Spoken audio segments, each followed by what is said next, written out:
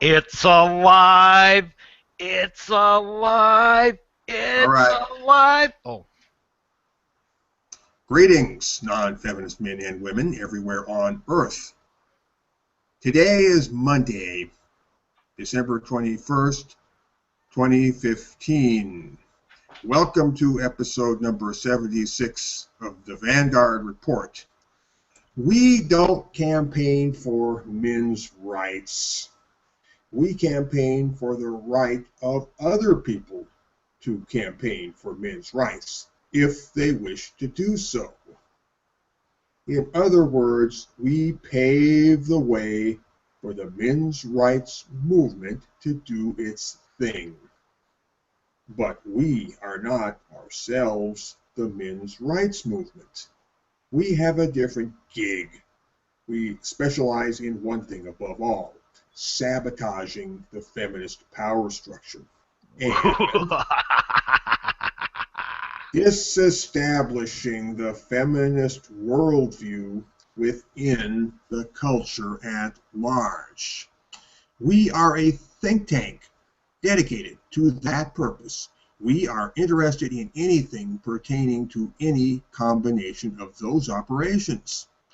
So no, we don't care about helping men. We care about paving the way for other people who do care about helping men.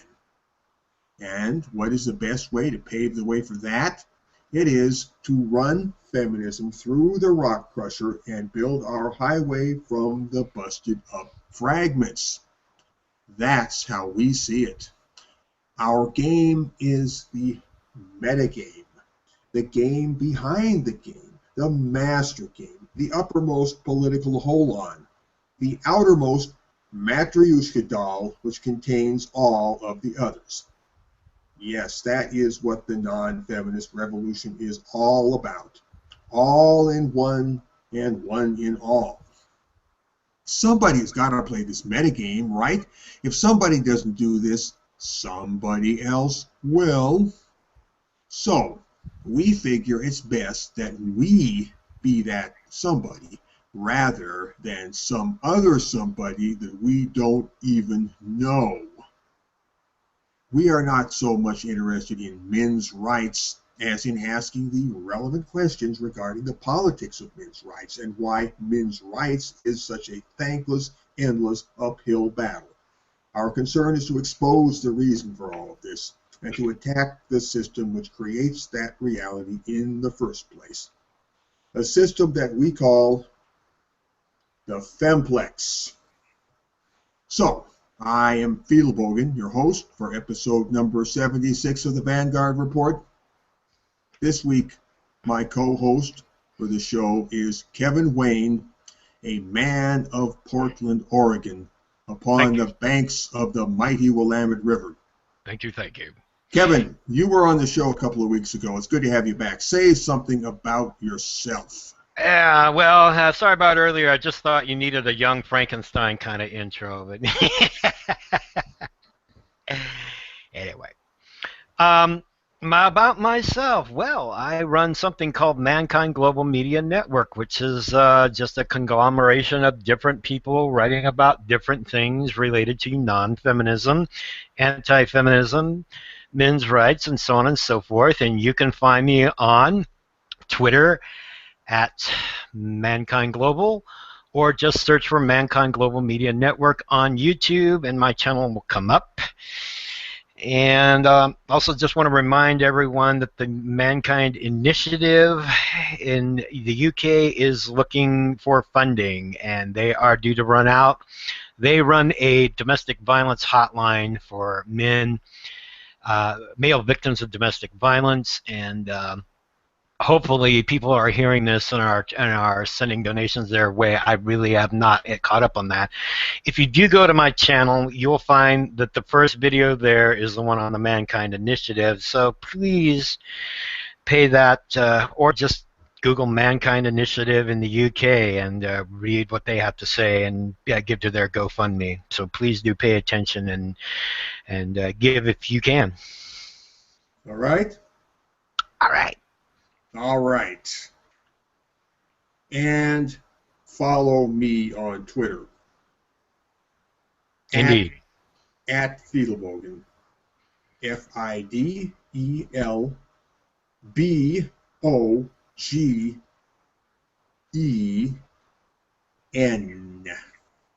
At Fidelbogen.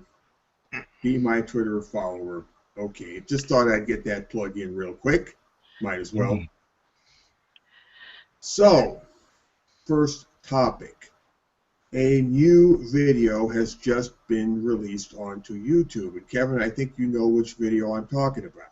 I think that's the one called The Feminist Problem. The Feminist Problem. That's right. It is now housed on the Men's Rights Edmonton YouTube channel. Yep. It's also on Non-feminist Germany, another website, a non-feminist website in Germany. And we'll see to it that it gets mirrored in a variety of places before we're done. Say the name of that German website again. You broke up a little bit when you said it. Was it me breaking up, or was it just my broken German? I don't know. I don't know. Nicht feminist. Nicht feminist. Yeah, NICHT, correct? Feminist. Yeah. That would be .de, I think, which is the country code for Germany. Right. So, stands for Deutschland. Deutschland. Indeed. Yeah, and I'll probably be getting it up on mine also in not too long a time. But that is, you know, I look at the procession of individuals there and I go, what an honor to be on the same video as Dan Perrins and Hannah and gosh, who else all was a in bunch there? of famous people, but also a lot of unknown people. Right. Which is good. We don't want to have all famous faces on there. We want to have, we want to have the broad spectrum of humanity there.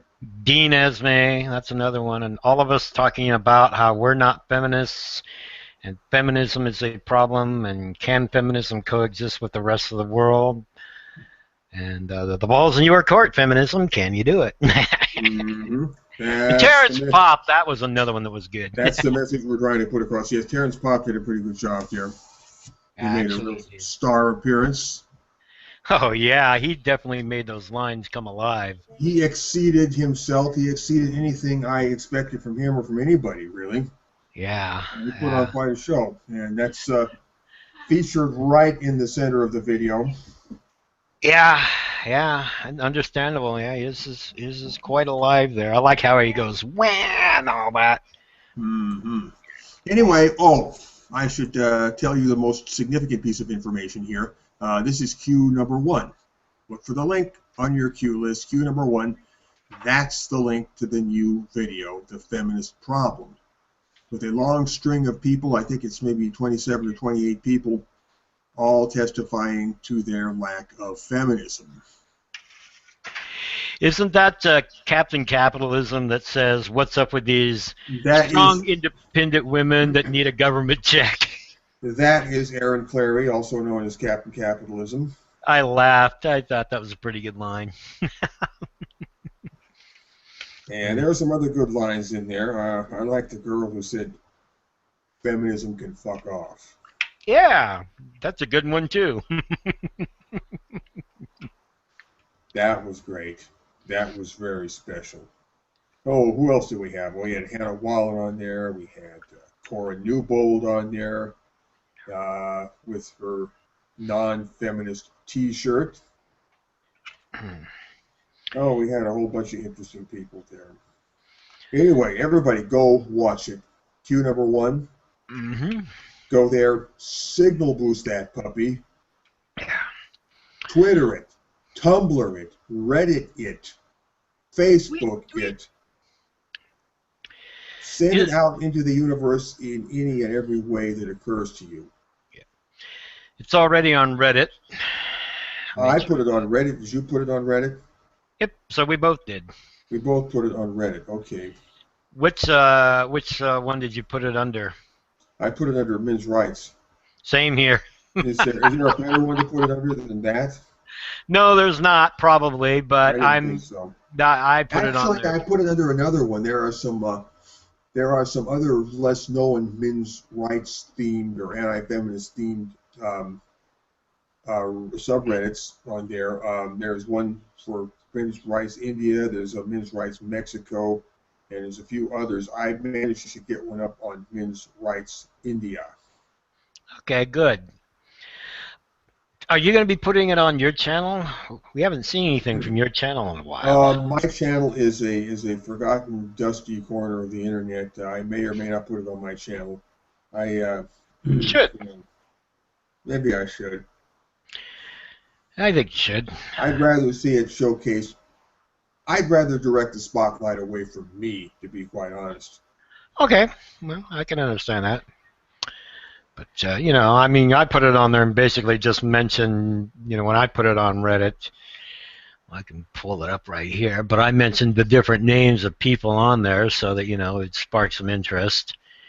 Okay. Yeah, and so, you know, say, That's, hey, you're watching this video because you're going to see, yeah, The Feminist Problem featuring Dan Perrins, Hannah Wallen, Terrence Pop, Kevin Wayne, Fidelbogen, Nick Redding, and a host of good people. That's the way I put it. and good people and good fellow. Don't forget good fellow. Oh, you know, I should have said that. That's another one that it's an honor to be on. Good fella, indeed. All right. Well, so, Jack Barnes, he's on there, sitting in the cab of his truck. Oh yeah, oh yeah, oh yeah, indeed. Anyway, so everybody, go look at that. Signal boost that. Mirror it on your YouTube channel if you got one. I mean, whatever, but just get the word out. Mm-hmm. This is about non-feminist solidarity. We want to get people standing up and saying, I'm not a feminist, just saying no to feminism. This could be a trend. Okay. When people do this, and it's like it's a dare, saying, what are you going to do about it, feminism? Yeah. I dare you to do anything about it, feminism. You know, and it's like I was telling you about that age gap couple, Amy David, that I sometimes post their videos.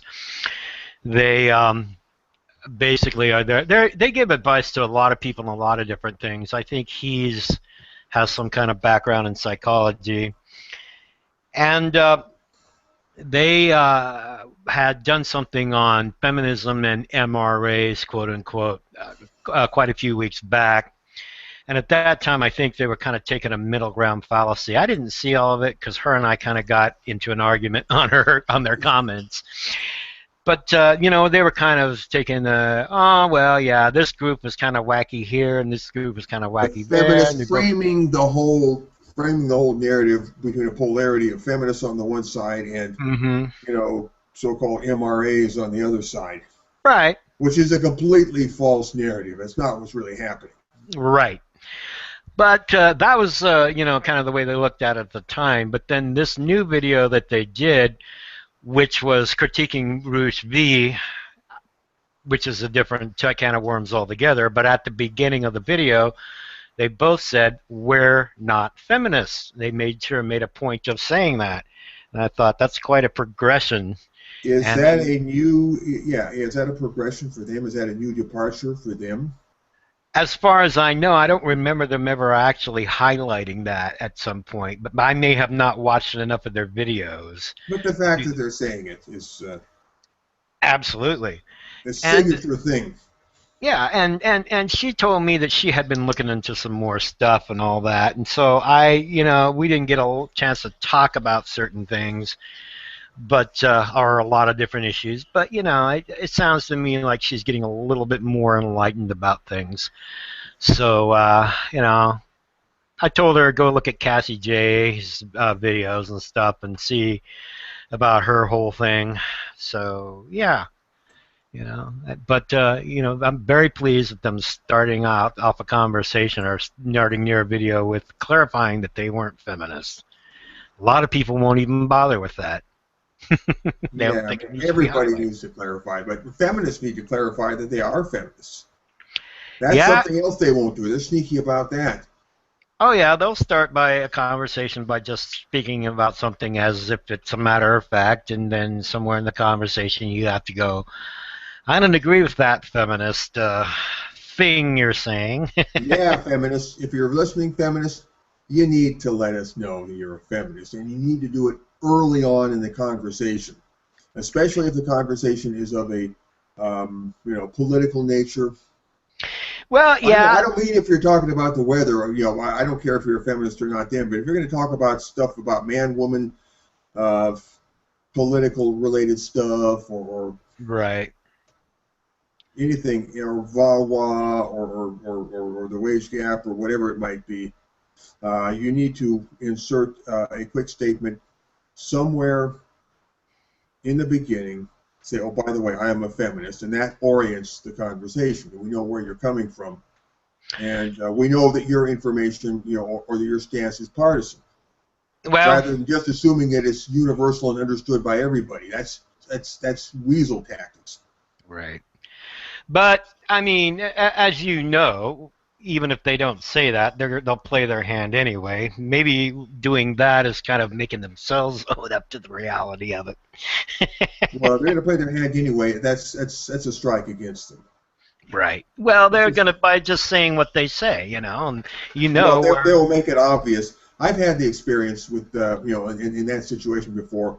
When I call them out on it, they will get huffy, and they'll say, "Well, I don't see why I need to announce that or say that." And I'll come back and I'll say, "Listen, I am a non-feminist. I'm not afraid to say that. Why are you afraid to say that you're a feminist?"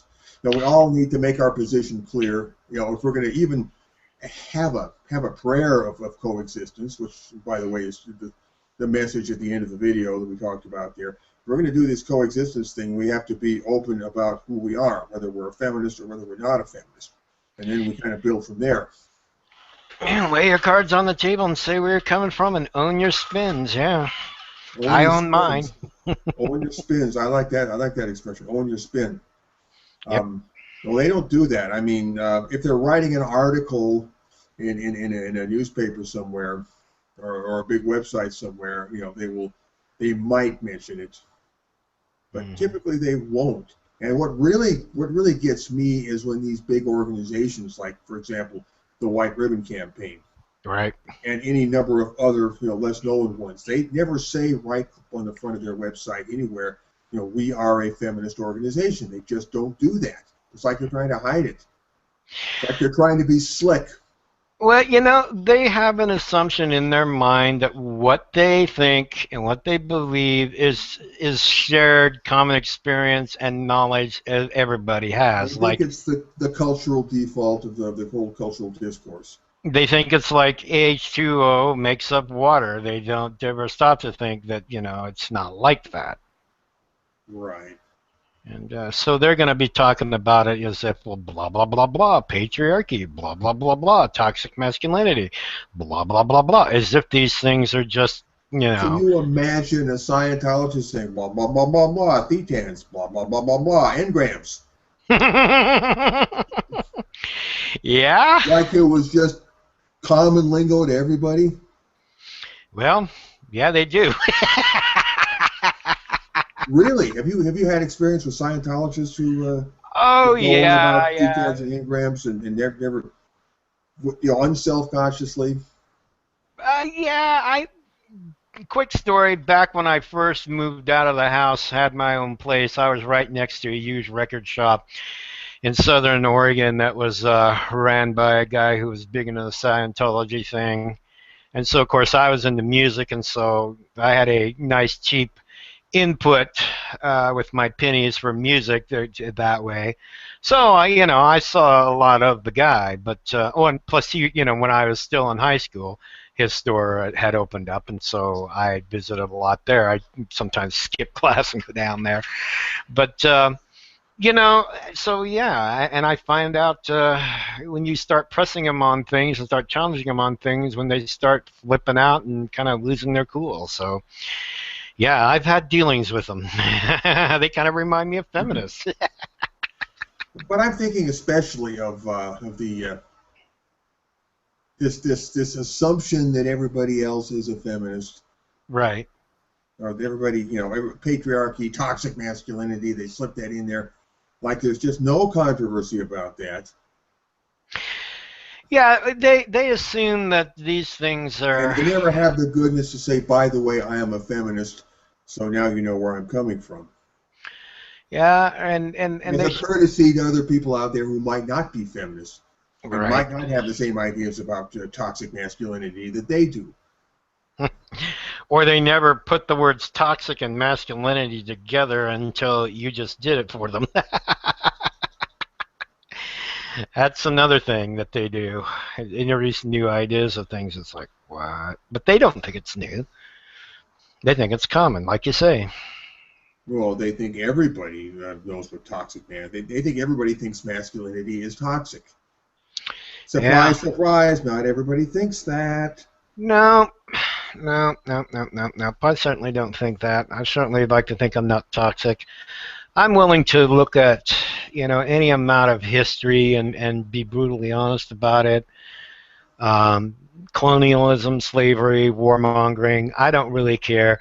But when someone tries to shame me for being white or male based on those things, that's where I draw the line. I'm willing to say, look, I just want to know history and I just want to be honest about it and so on and so forth. But what they like to do is say things like, well, look at all the warmongering they did and look at all this, enslaving and, all these other things. And I like to remind them that there were women that were married to these men who went around doing those things and who accepted and benefited from that relationship. Oh, they'll have a way to talk around that too. Not when I'm done. Yeah, good on you. Because what I do is I move from that next to Warren Farrell's thing of women raising children with stories of valor and heroism and so forth, and playing up the universal soldier Come thing. home with your shield or on it. Yeah. And the other thing is, and then of course, only giving love or mainly giving love, marriage, sex, and children and companionship to men who have a killer instinct, because that's what they view as a protector provider. That's just an evolutionary thing, um, and so it's not like anybody's really at fault in that aspect of it. But if they want something different, then they need to address that. And if feminism is going to say, well, men did all this, then please include the other half of the story and say, look what women did in making heroes and hero worship out of men that did that. Well, I'm not thinking so much about things in the historical past as things that are with us right now today, every day. True. True. Well, yeah, but see, the thing is when we want to talk about things like, for instance, you start bringing up the draft, and or selective service, and how it's mainly men, or it's only men as of right now, that have to sign up for selective service in order to be able to not lose certain rights of citizenship, driving, receiving student loans, voting, etc., etc. Uh, when you say that, then they'll start saying, well, blame men for all the wars and yada yada yada yada yada, and then you have to you just have to go large there with a historical perspective. You just can't avoid it, because they want to make it sound like it's just all men that did these things. Well, yes, it was all men's blood that was shed, but women sat at home and benefited from it. I would say men didn't do any of that. I would say a man did that, another man did that, another man did that. I would say name these men. True, true. And in fact, that can be a generalization, because it assumes that everybody was always at all times and all aspects for those wars that went on. But I regardless mean, of all, making unsupported accusations against unnamed people is a complete waste of time. You've said nothing. yeah, pretty much. But the thing is I always use the phrase accepted and benefited. I say when they want to talk about certain things and say these men have done this or men have done this, however they want to phrase it, I'm saying women accepted and benefited from those relationships. They really did. In other words, they were complicit. Yeah, yeah, absolutely. And that's what they don't like to hear because they want to make it sound like every social ill, every scar, and every dark part of history, regardless of what it is, was men engineering it. And they never stop to think a lot of what motivates men to do these things is women because women are attracted to men with power. They always have been, and they still are. Which explains why men try to get power in the first place. Mm-hmm. Yep. Yeah, if women weren't attracted to that kind of men, if women were just attracted to the Alan Aldas of the world, well, then we'd most of us, I assume, would be like that. But they're not. They seem to be, attracted to, the protector, provider, the killer instinct, the The alpha, as some would say. yeah, and so it goes both ways. That's the why it's tough to make gender into class because it glosses over the fact that in each class, both genders.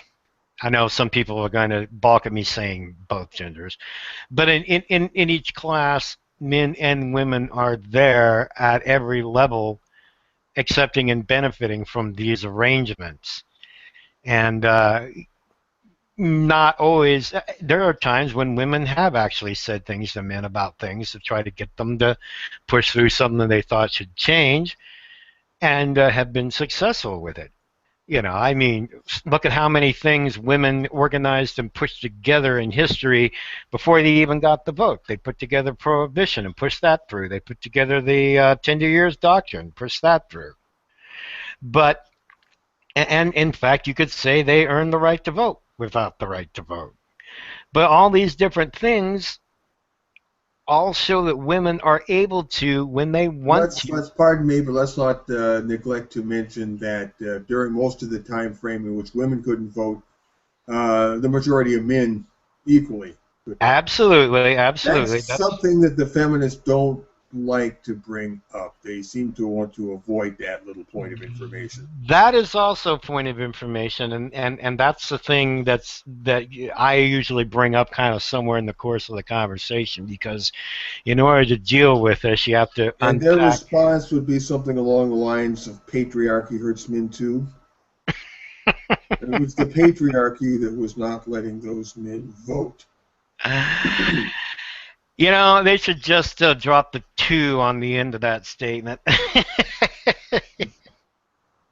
And let's not forget about all the women who didn't want the vote, who were against women getting the vote, or were probably most cases were just indifferent to it. Yeah, and The that's more you look into the picture is complicated. yeah, you're right. It's not as simple as they make it. And yes, all those things you mentioned are things that when I'm talking about these things, I will unpack and try to show the full or picture of it between women accepting and benefiting from these relationships, women being attracted to men with power and trying to push things through with the husbands that had power, women being able to push through different things such as suffrage, 10 years doctrine, and prohibition, 2 out of 3 of which basically were disasters. All these different things have to be pointed out, and then, like you say, some women didn't want women to have the votes, and you have Emma Goldman, who, even though she was an anarchist feminist, she was against suffrage. You could also be married to a man that was of wealth and power and so forth and influence, and if you're married to that man and he has the right to vote, you can influence him if you're married to him because you have that. If suddenly the vote is now amongst all the grand populace, then you lose that influence that you had. That's why there were some women that didn't want the vote to get out there amongst all women. Also, even better reasons than that, and very practical and understandable, if you are married to a tavern owner or co-own a tavern with your husband, there was great fear that if the women got the vote, they would shut taverns down. So they were looking at economic survival basic reasons for that. The picture is just like you say, it's so much more complicated. And to try to put it into women didn't have the vote or men didn't allow women the vote really just does. Men did not. Who the hell is men? Well, Who is there you this go. mysterious person, men, who allegedly this abstract phantom, men who allegedly denied the vote to another abstract phantom, women? Well, you have to ask whoever wrote the Declarations of Sentiments that. And just about every feminist since then. And Yeah. that was back in 1848. Well, Yeah. well, now let's move along. We got some ground to cover on this episode. Cover that ground. Briefly, let's talk about, I think you know this fellow, Steve Shives. Yes. That Yes. sounds like something that you put on your baked potato along with sour cream, doesn't it? Indeed. It's delicious. Yummy. Um, Bacon bits or something there. Cheese, grated we cheese. all know who that bozo is, right? Yeah, I do. I have not seen anything of his in a while, but I've seen Well, responses. don't put yourself out. Don't fall all over yourself to get to his YouTube channel. I won't. To make up for that lack. I I mean, won't. I don't. Okay. Anyway, I want to say something what ought to be very self-evident. Mm-hmm.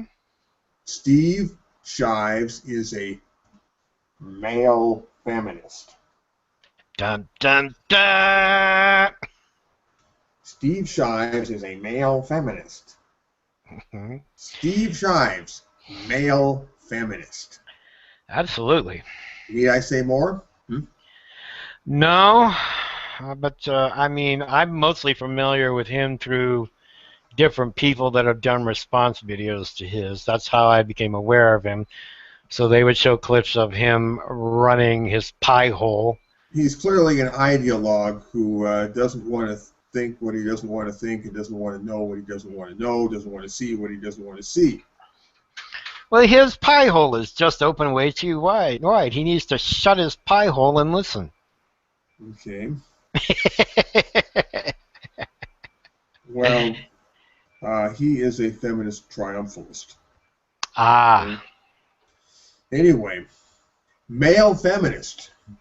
Male feminist is an insult, which does not overtly appear to be an insult, but effectually is one regardless.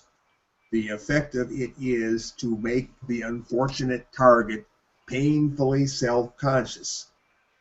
Steve Shives, male feminist. You can always try the term brainwashed feminist male.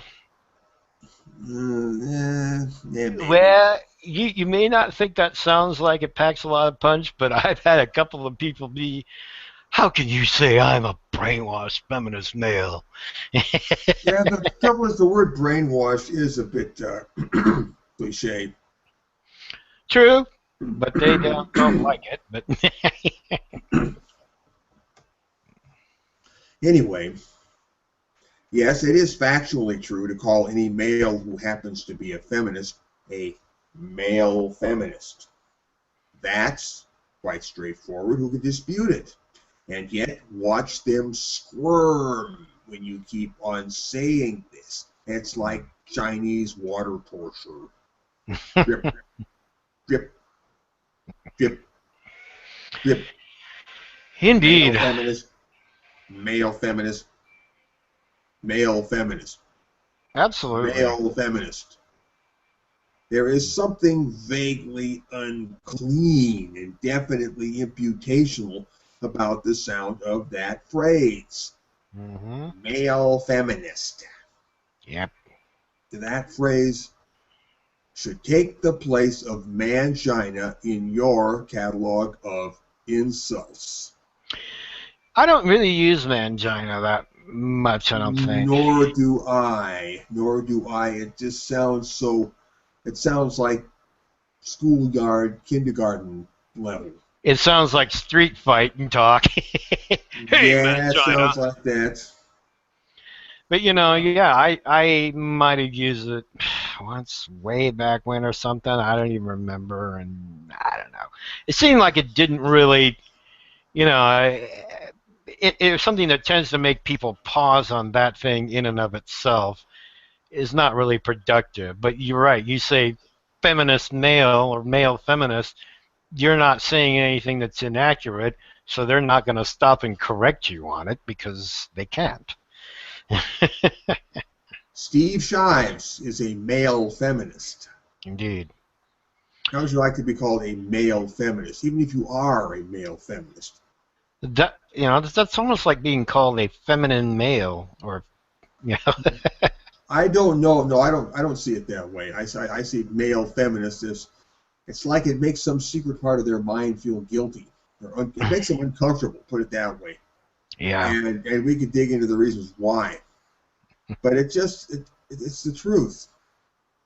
Anyway, that phrase should take the place of mangina in your catalog of insults. And seriously, why say mangina anymore when you've got male feminist?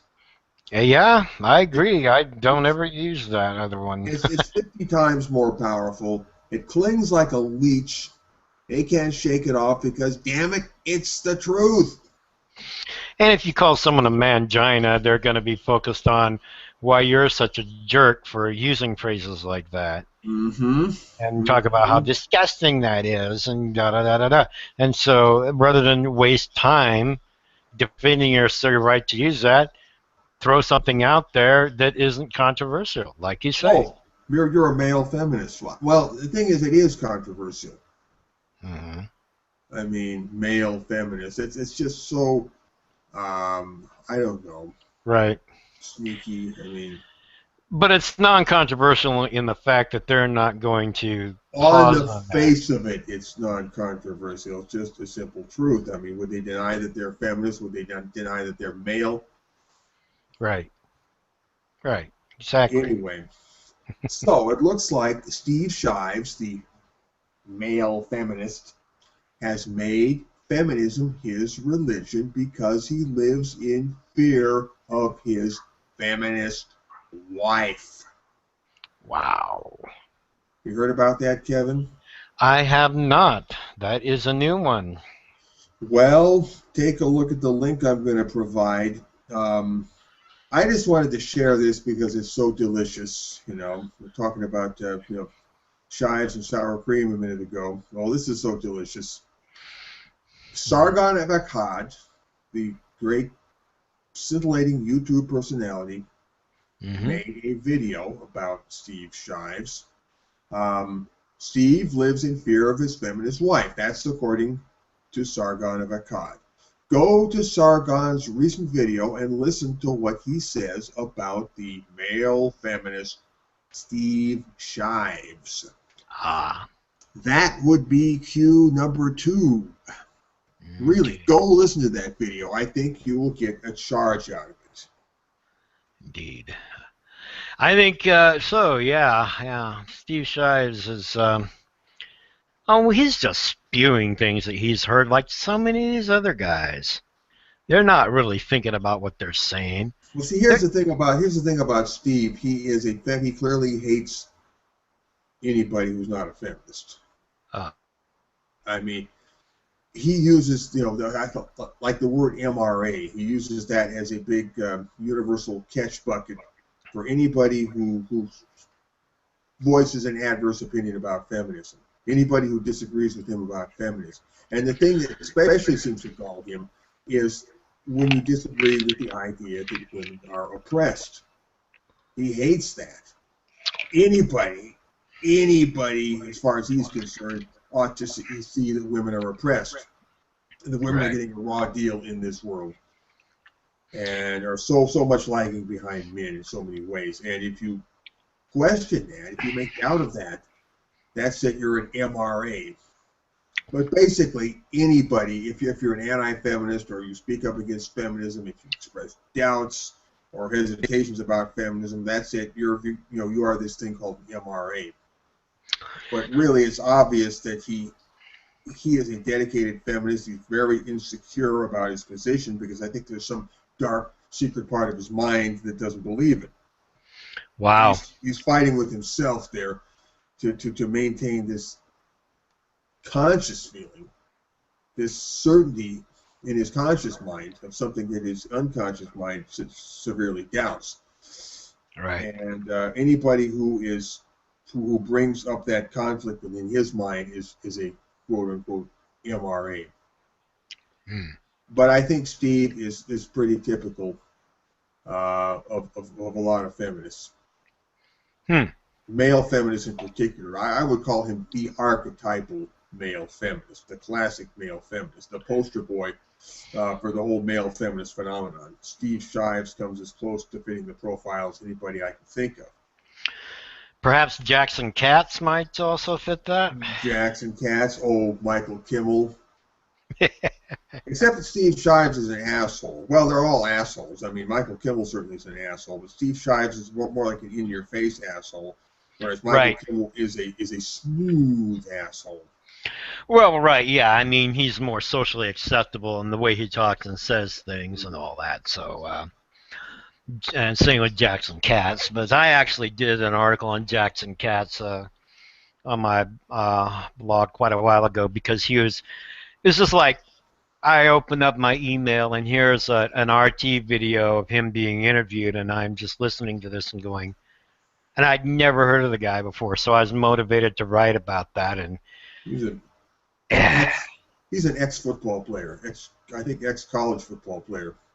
believe so, and isn't he also an ex-Marine or something like that? I don't know about the Marine part, but I do recall him having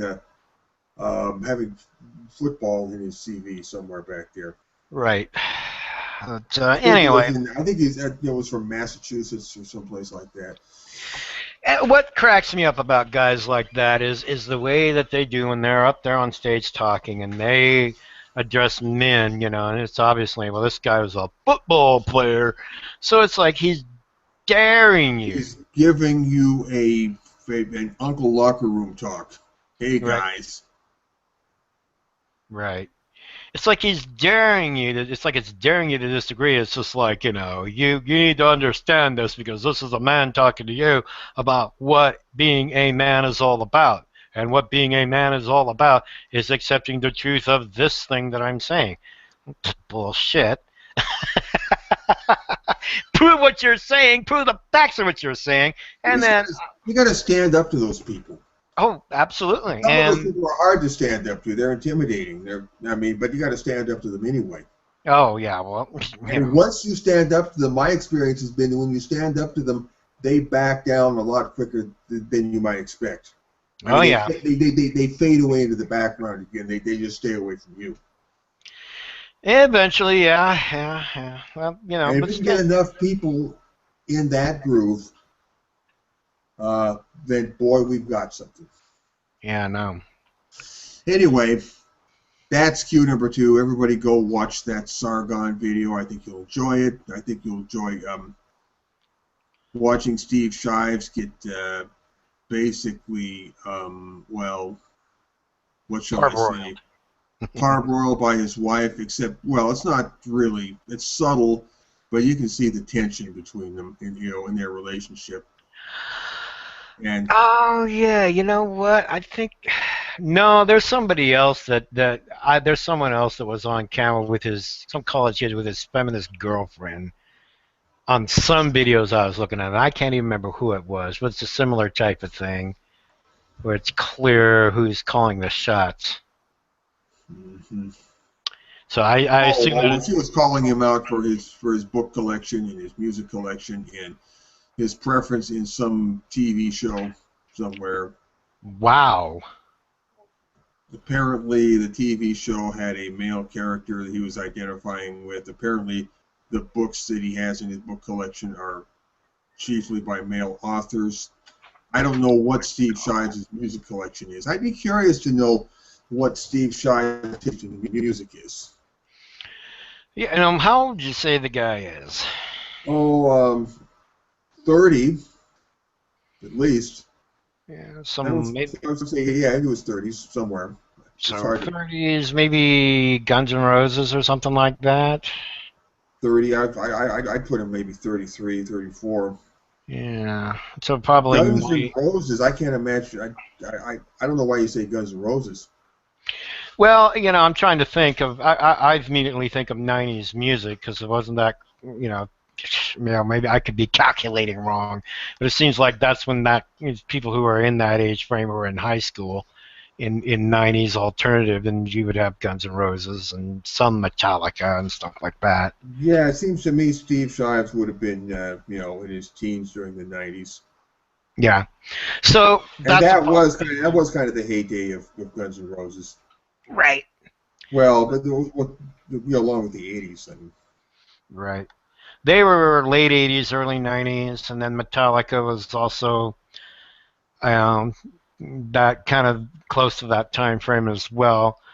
So a lot of later heavy metal that was less glam oriented, less of the makeup and the hairspray lion manes and all that, and the high heels. And the branch of heavy metal I think that evolved, post grunge. right. And so, that's probably what he's looking at. I mean, if those are the type of things he listens to, then maybe she thinks that's all a sausage fest. I don't know. She probably thinks it's This is pure speculation. I have no idea what Steve Shives' music collection consists of. true, true. And but the thing is that she's not letting him have his tastes in things and letting him just be him. She's trying to tell him, well, you need to have more. I don't know, Sarah McLaughlin CDs right next to the Metallica. I don't know, but that's what I get the impression. Hmm. It's sad. Anyway, let's not talk about Steve Shives anymore. It's a depressing subject. I will be going to look at that video though. Okay, you do that. And, ooh, we get down to the meat of the matter. This is the main course. Mm-hmm. Last week, our topic was spreading the counter-feminist gospel in the university campus community. There Ah. is there's so much more to say about that it's hard to know when you have said enough. I mean, you Mm-hmm. can dig deeper and deeper and deeper with this stuff. The university community is a ripe missionary field. Ripe, I say. Squeeze it ever so gently, and the juice runs out. Mm-hmm. Mind you, this is just one locale among many within the web of operations that we must establish, but it is arguably the most important of the lot. It is brainwash central without a doubt. The place where the leaders of tomorrow, the ones who don't know any better, go to get their sweet little heads filled up with official instructions on what to think. Yeah, and it's not the way it should be, but it's become more that way. Well, we know the state of higher education now, colleges now. Um, Anyway, our purpose is very simply to establish non-feminist alterity as a permanent cultural presence within the university community. Mm-hmm. Non-feminist alterity means very simply the otherness of non-feminist people and non-feminist thinking. The, Mm-hmm. the idea that there is any effective other to the feminist worldview is something that the feminist hive mind is not prepared to entertain because the implications are too threatening. They would rather believe that the world outside of their conceptual bubble is empty space into which their bubble may expand at will until finally a complete merger takes place. There's no Mm-hmm. more space, and it's just their bubble everywhere, clear to the end of the universe. Mm-hmm. Now, I don't know about any of you, but I personally am something more than empty space. Right. I am something more than empty space. I'm not empty space. I find that insulting. Mm-hmm. You Mhm. know, you push against me, there's a chance I will push back. Right. Well, when you're talking about college campuses, I think you have to have a stomach of iron, considering what Sage Gerard went through. I mean, they literally tried to rake him over the coals, and for no good Literally reason. trying to rake him over the. That would be nice to see them literally trying to rake him over a bed of hot coals. But yeah, Mhm. they figured they figuratively did rake him over the coals. Right. Well, yeah, yeah. Yeah, yeah, that's a sad thing too. And I don't know if you saw his latest video. It was kind of interesting. I posted that in the Facebook group, but he told his story about growing up and stuff like that, and how he was a kid that was temperamental and so forth, and hard to control. And they even had diagnosed him with Asperger's, although apparently he didn't actually have it, and was on medication and so forth, some of which fucked him up even more. And but I mean, he managed to turn around. He's obviously a bright guy. I mean, he's now graduated and so forth. But you think, gosh, I have to think someday I may encounter a guy like that and think, well, he's just a waste of oxygen. But he may be a future Sage Gerard for all I know.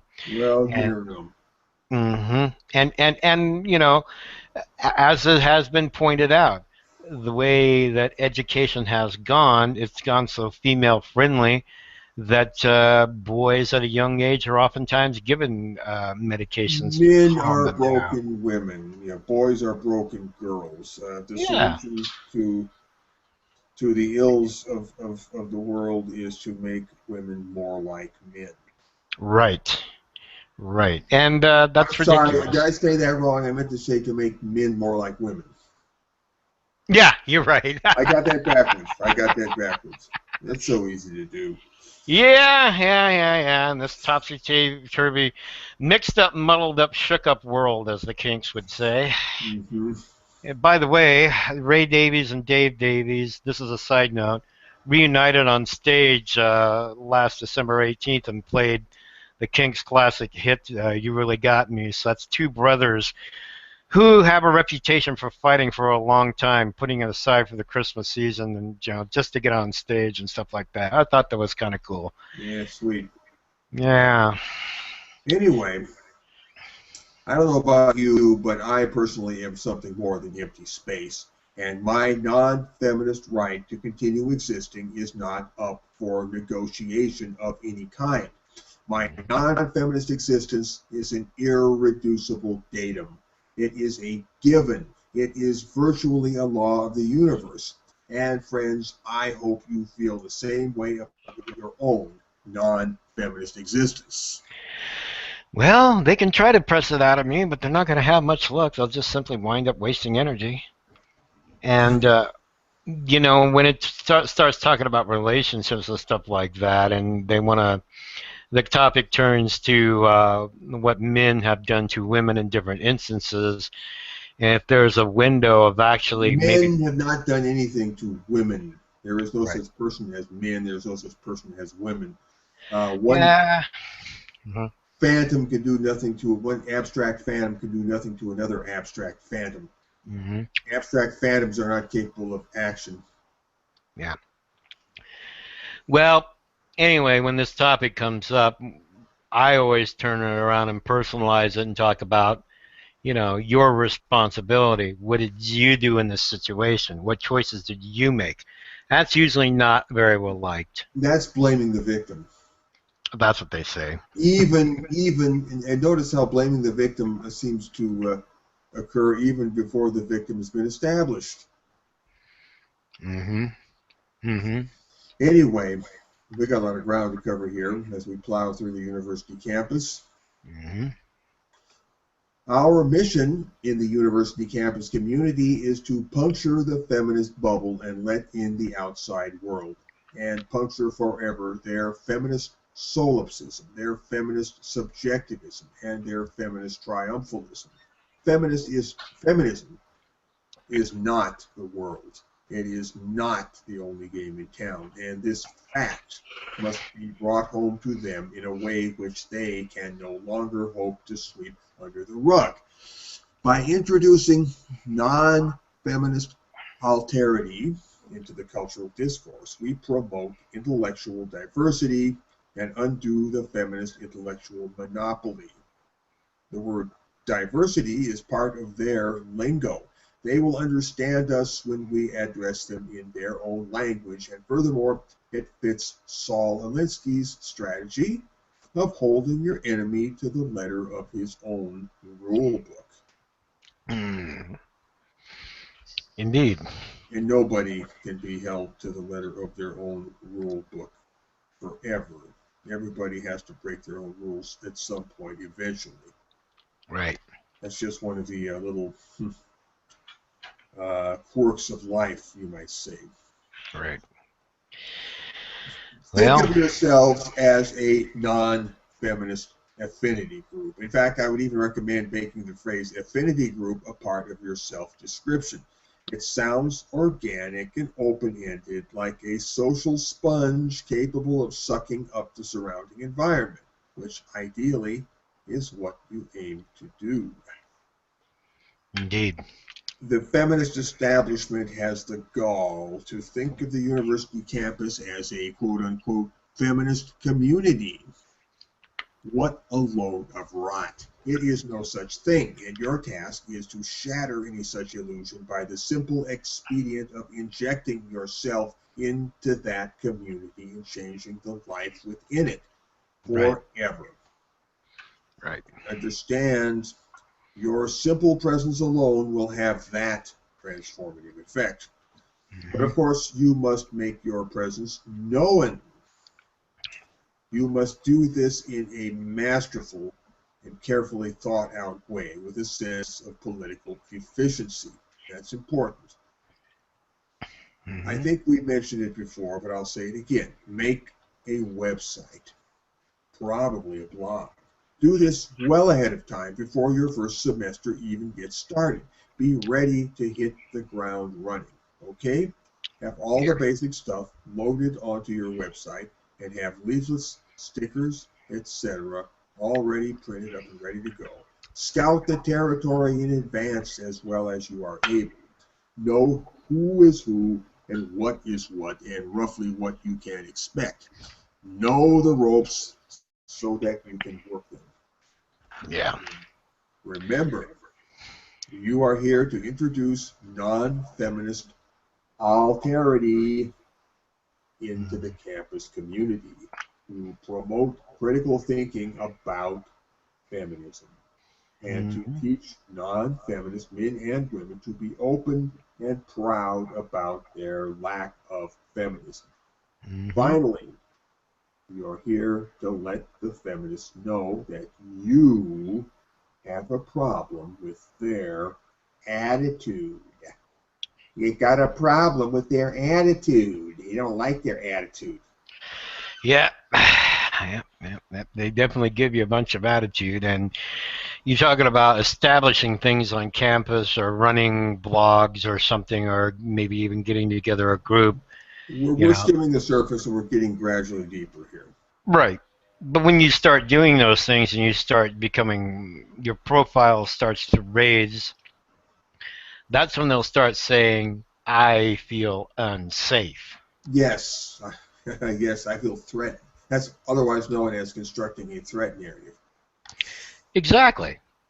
And it's just ridiculous. It's like that one professor that stole a billboard, I think, from a pro-life group that was meeting on the sidewalk. It wasn't even on the school grounds. I think it was on the sidewalk near a college campus grounds. And she took it on herself to take this pro-life billboard away from this. It was like a physically stole it. Basically stole it. And you know, it's like a 16-year-old girl and middle-aged women or something. Caught on video. Yeah. And it was ridiculous. I mean, her reasoning is she feels unsafe. And it's just such a long stress that they do to going from that. When they're saying, well, they start with saying, well, guaranteeing this is a guarantee of my rights. and a guarantee of my rights to good health care, and and the way that they spin this narrative on the right to abortion. But then they take it a step further and say anybody who's against that is threatening that, when they can't quite understand that they're not going to have everybody agree with them at all times everywhere in the universe. It's madness. It's childish. It I just mean, blows my most people mind. outgrow that by age 12 at the latest. Yeah, yeah. But when Barack Obama, I think he posted a video, has to rebuke them for things like that and tell them, hey, look, what's wrong with having somebody of another viewpoint who might be more conservative come on campus and give an opinion? There's Barack nothing wrong with Obama that. is rebuking them because they're becoming an embarrassment, I think. That could be, and it could be that as after a certain amount of time. I mean, these things just don't necessarily mushroom to the fact of where somebody in the higher upper echelons of power necessarily are aware of it. It's probably, a little bit here, a little bit there, a little bit there that they get wind of, and then this picture emerges and it becomes a speech. So he might have said something sooner about it, but I don't know how aware he was of it. But it was good that he said it. And then, as I shared with that video, Noam Chomsky, the same thing. He didn't have a high opinion of the postmodernists dismissing bodies of knowledge based on being white and male. That's ridiculous. Bodies of knowledge, facts, truths should fall or rise on their own merits. And if they're false, you don't need to mention the skin pigmentation or the plumbing of who's dispensing it. Just kick that little weapon out of their hands and you've done your job. But no, they got to take this extra step and say, males and, Europeans and all this. And it's just, And so on. yeah, Anyway, you're there to let the feminists know that you have a problem with their attitude. Or right. simply stated, you are there to put them on the defensive. Never Mm-hmm. forget that. Put them on the defensive. Never be defensive. This is Indeed. a lesson a lot of people on our side of the war need to learn. They go around arguing and justifying themselves and explaining themselves, and they really have no duty to do that if they understood the situation properly. Well, as soon as you introduce something that is, you know, just flies in the face of what they've accepted as apple pie and gospel, they're on the defensive. They can't believe it. I don't know how many times I've heard recently, I can't believe that you have a problem with the term toxic masculinity. How many times have you heard people say that? There's been a few. They actually are shocked that I would object to it. It's even, it's weird. It's like, why wouldn't you think I would object to it? I would expect just getting a critique for objecting to it, but no, they're shocked that I would even object to it. They can't understand why you would object to it. It's like objecting to strawberry shortcake. Right, but they never consider the fact that I might consider something like that anti-male. Yeah, saying that masculinity is toxic. Yeah, yeah. Or saying that, no, well, they're not quite saying that. I don't want to misrepresent too much here. They're saying that masculinity, there is a form of masculinity which is toxic. Right. But, as far as I'm concerned, that's no better than saying masculinity is toxic, flat out. Mainly considering that they never talk about toxic femininity. Absolutely, and that's the other thing. And I actually did a blog post about that a couple of years ago, saying, why don't you feminists ever address toxic femininity as well? There was a girl that was on, there's some news videos about it that was passing around, but she was doing this thing where she was trying to get guys to date her and sweet talk them into taking her to some of the best restaurants in town, the ulterior motivation being to review those restaurants for her blog. And Oh, yeah. that's interesting. I think I've Yeah, heard that I'll have to somewhere. find that one and dig it up for you, but yeah, that's a clear case of kind of bait and switch there, and a lot of it included making the guys think that she was interested in them maybe a little bit more than she was. Mm-hmm. And so, but she gets this free dinner, and then she writes and reviews these restaurants and so forth, and her blog becomes a thing, and she benefits from that. And if that's not toxic femininity, or could be called toxic femininity, I don't Well, know it's what toxic is. behavior by a female. Yeah, it's that, and so they You're never gonna want to tell address me it. you're gonna tell me that women are never toxic ever? Yeah, and that's I'm looking searching for a word to actually even call something like that. But the fact of the matter is, they will never say anything about that. They will never say anything about those type of things. They don't seem to want to rebuke their own gender for kind of skating on someone else's dime. You know what I'm saying? Mm-hmm. So anyway, I've got a call I've got to take here real quick. So You let take me the get back to call, I'll carry on here. So, you're there to put them on the defensive.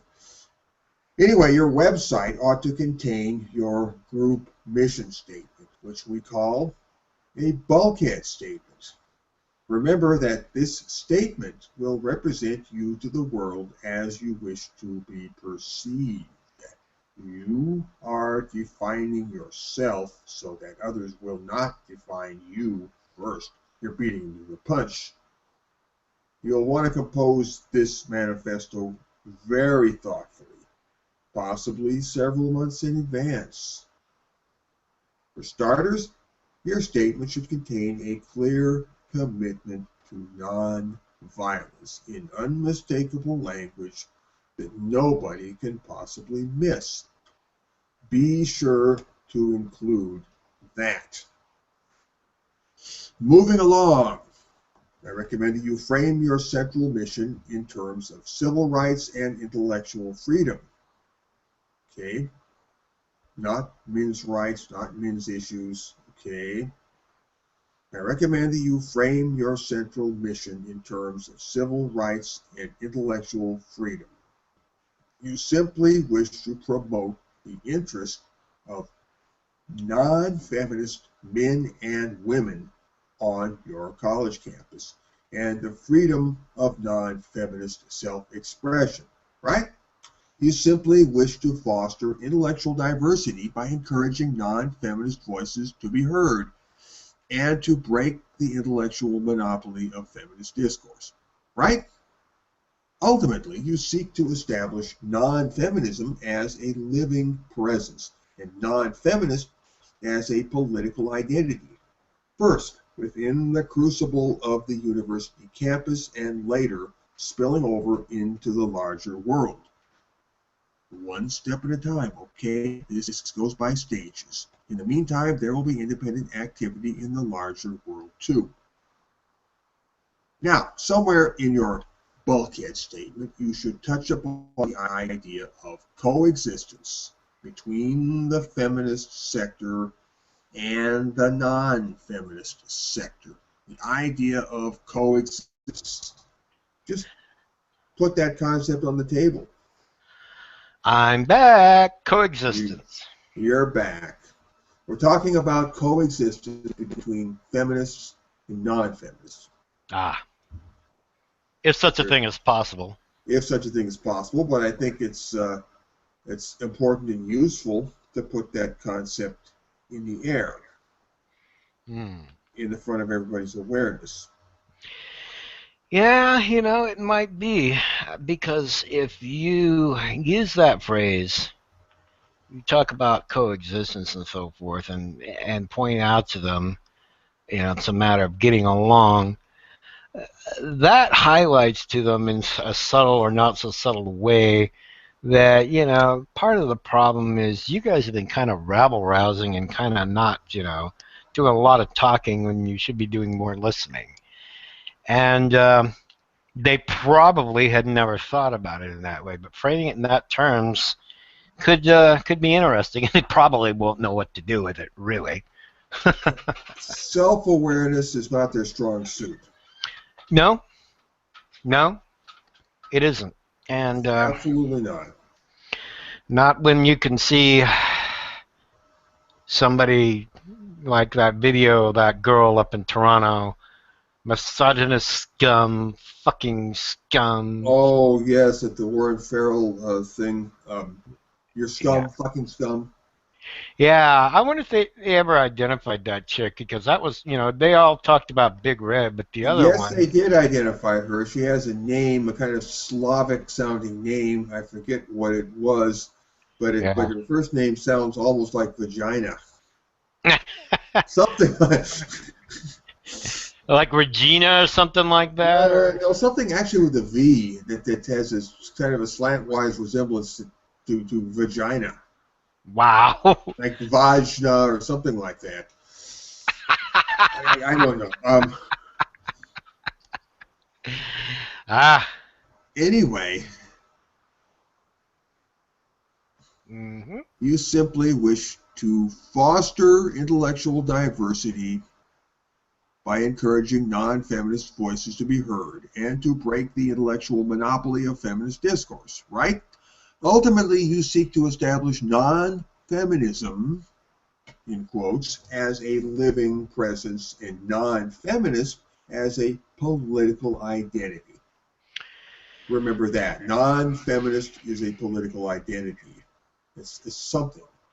I remember back in the earlier days of getting into these debates with feminists on the internet. One of the things that I had come up a couple of times was, you guys are getting off the script. You guys are losing the plot.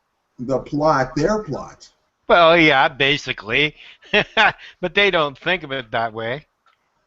That's it. They think they own everything. Yeah, yeah, They think they are the world. That's why we yeah. have to remind them feminism is not the world. Right, right. And And this is going to hit them completely like a bolt out of the blue, completely out of left field. They're not going to know how to handle this concept that there is something other than them on planet yeah. Earth. Well, it's going to seep into it slowly but surely, and I think it probably is starting to seep into in the public conscience. I mean, Newsweek did a pretty good article that I didn't get a chance to read very much of, but it looked like they presented the other side of the mattress girl problem. And I heard about that article, yeah. I posted it on Facebook, and you know, Actually, I did read that article. I read through it rather quickly, so my memory is imperfect. right. But I they came just down. They came down basically against her. right, This is right, Newsweek we're talking about.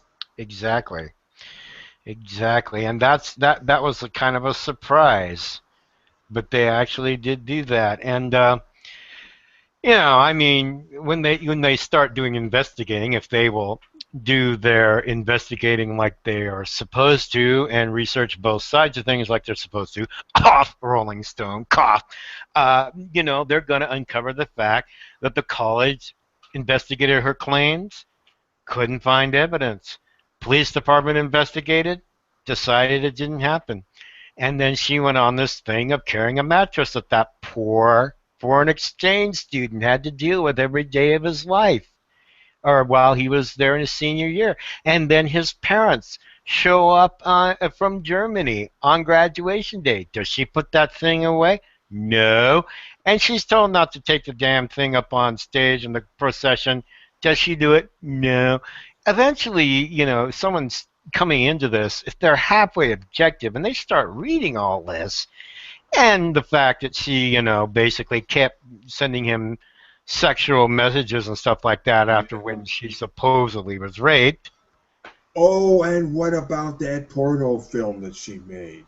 Oh yeah, yeah, yeah. Well, that's just that's What just the hell living was he in there. thinking? What the hell was she thinking when she made that movie? What was that? That was something about, wasn't it kind of like a violent porn thing? Well, it was not very hardcore violence, Yeah. and it was all staged, of course. Well, of course, they usually are. Well, But yeah. uh, but I mean, it What the was a hell rather. was her point? What was she trying to say? She just went off the deep end. She said something about it. She had some kind of a convoluted justification, but I couldn't really put it into words of what it was she said. But anyway, someone coming into all this and just looking at that and then just going, my God, this woman gets on the cover of New York for what? Carrying her skanking mattress around the campus for a year.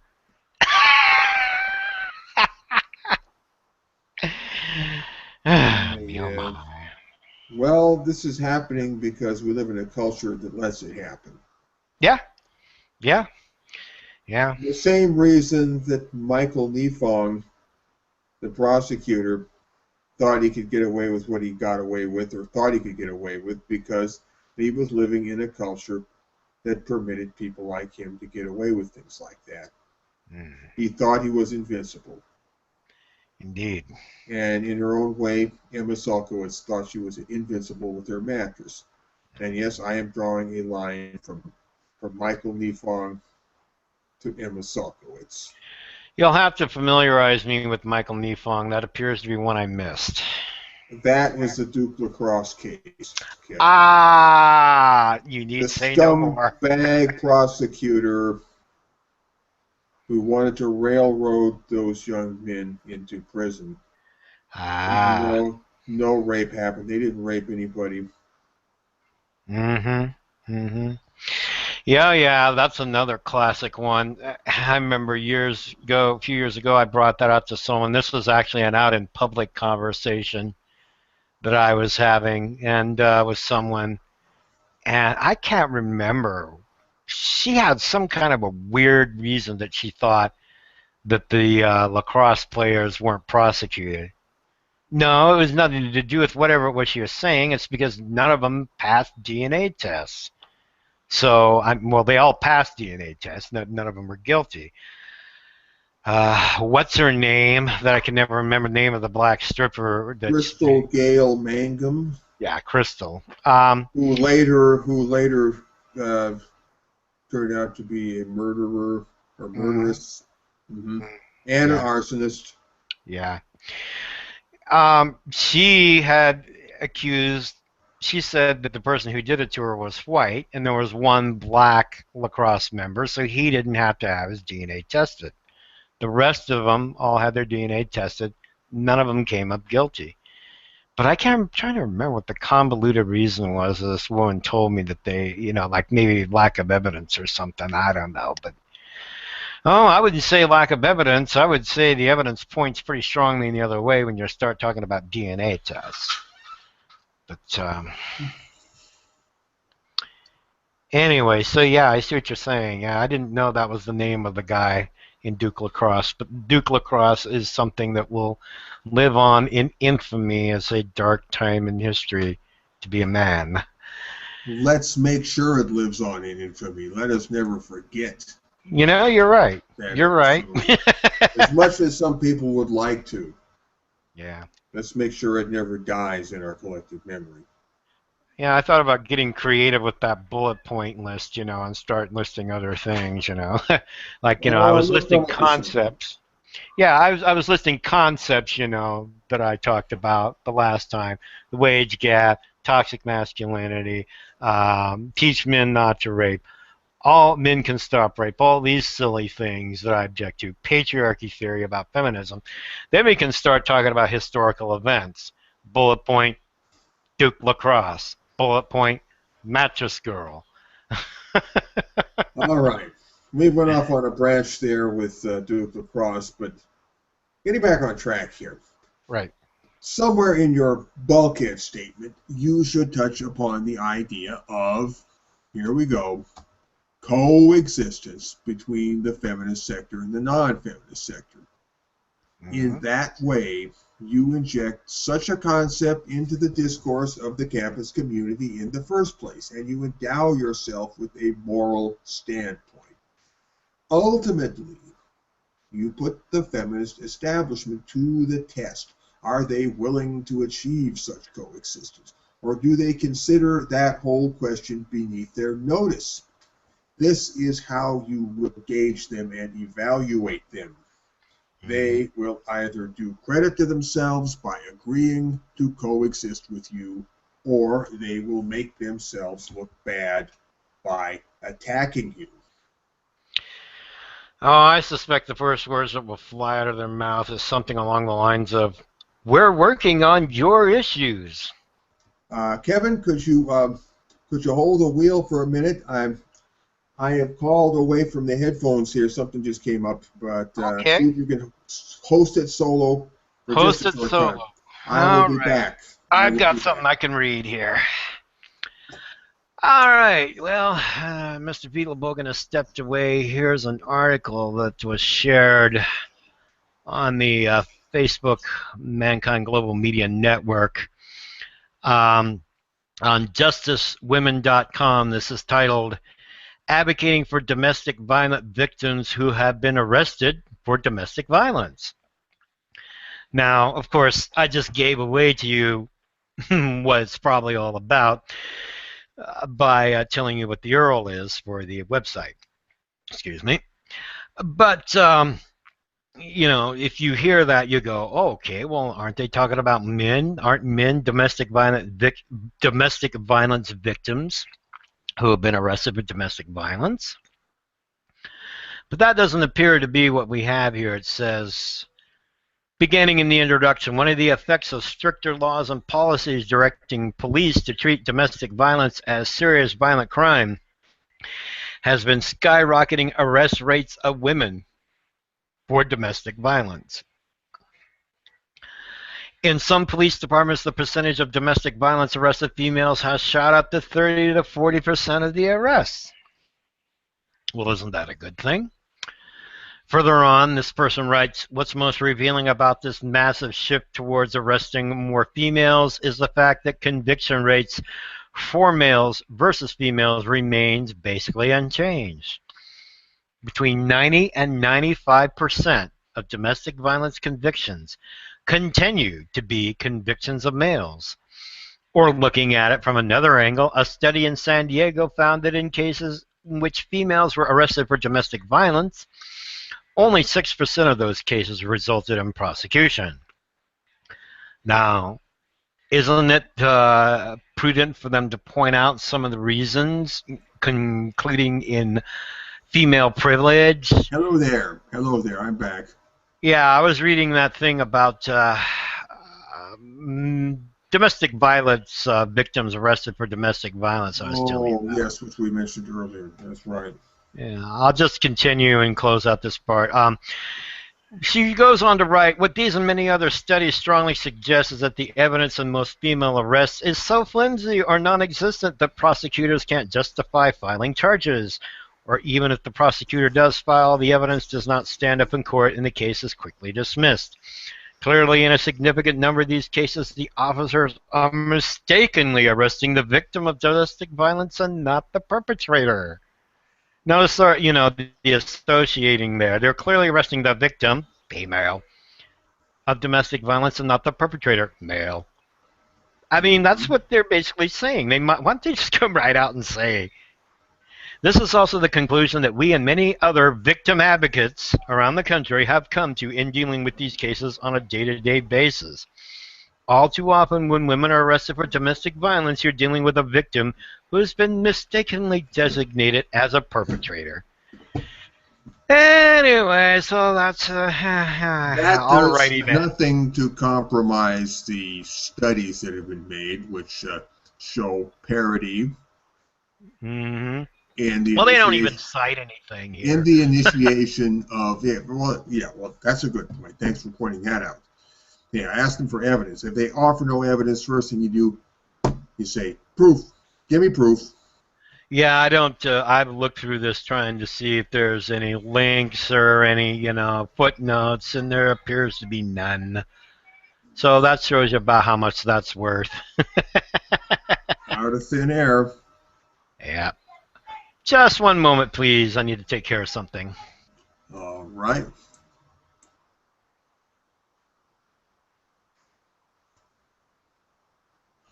So that's the crux of the biscuit, to set them up in a moral dilemma. And we're talking about the feminist establishment on your university campus here.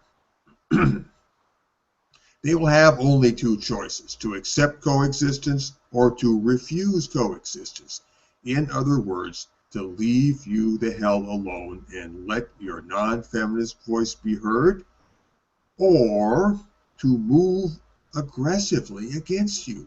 If you play your cards right, if you line your ducks up correctly, they will be unable to move against you in any way without compromising themselves. You will have them where you want them, and it will be sweet.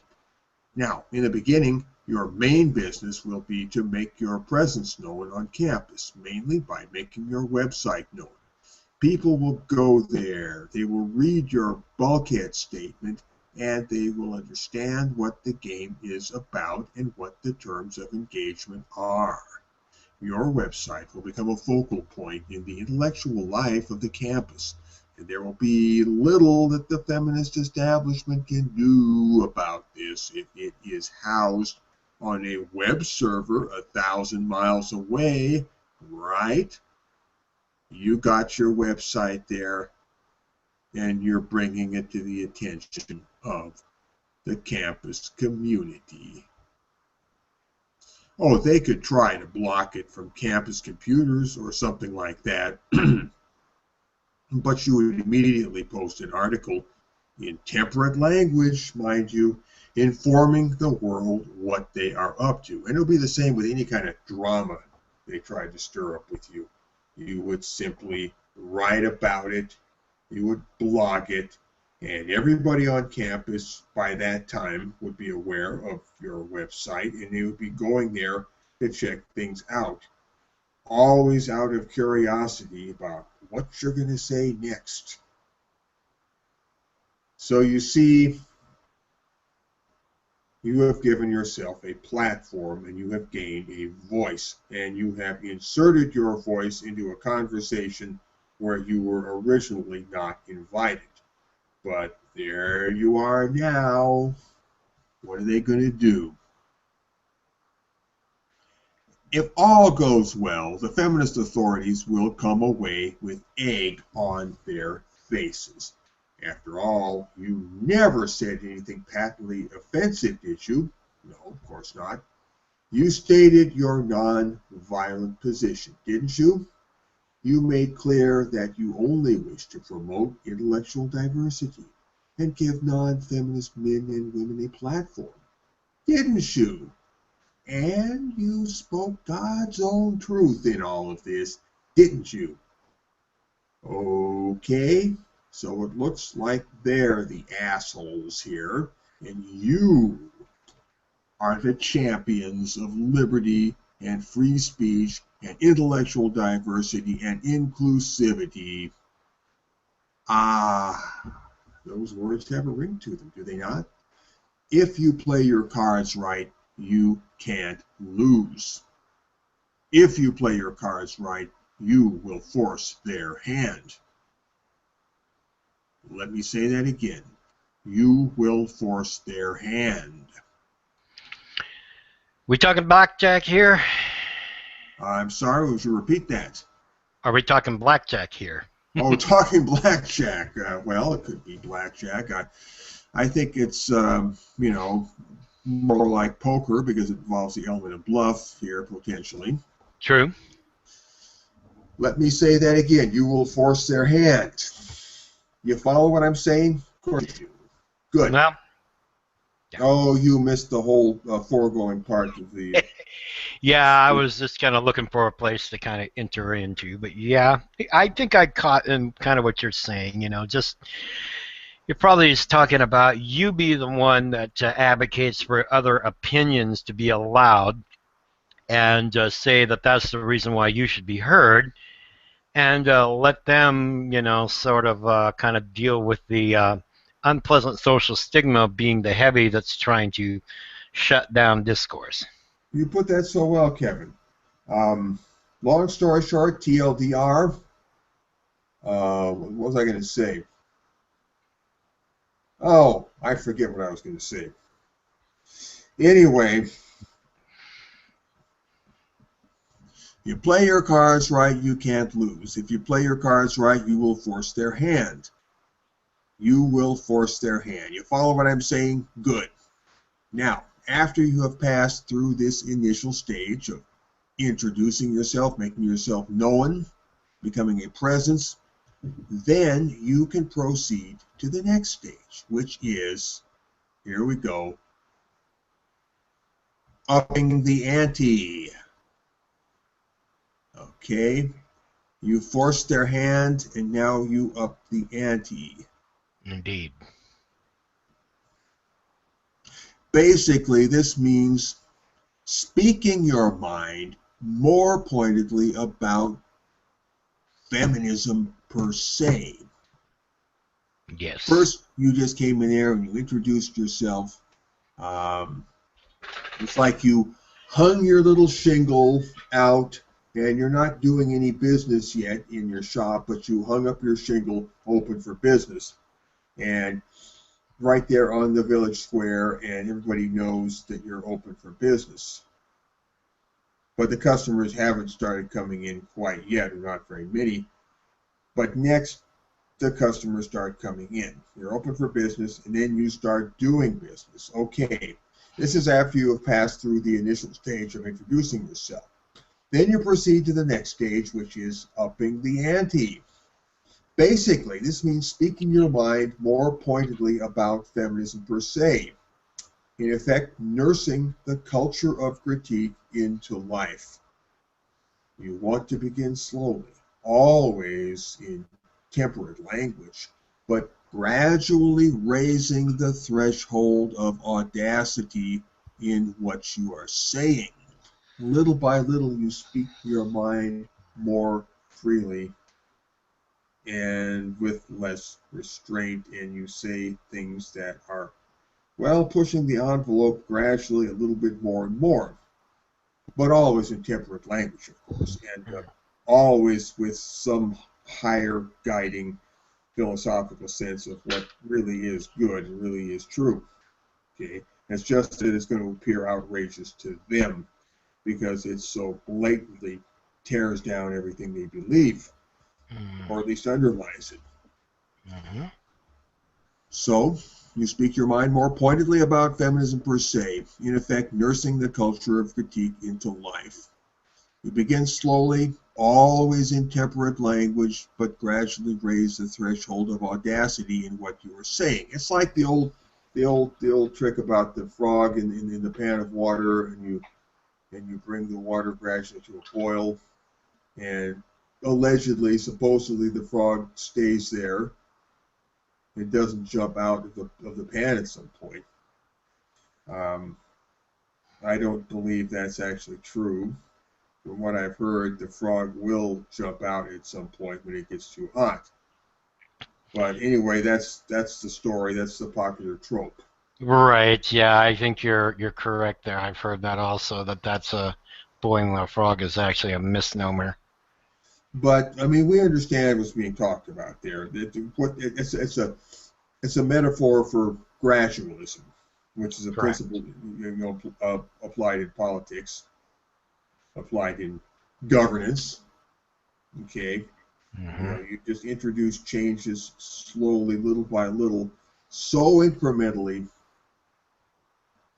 and in such small increments that people really can't complain about it. It's too trivial to complain about. And so finally they just give up and accept it. And then you come back and you introduce another little incremental change And then the cycle repeats itself again and again and again until after a certain time has passed and you have really covered quite a distance in the changes that you've made, and you've made dramatic changes.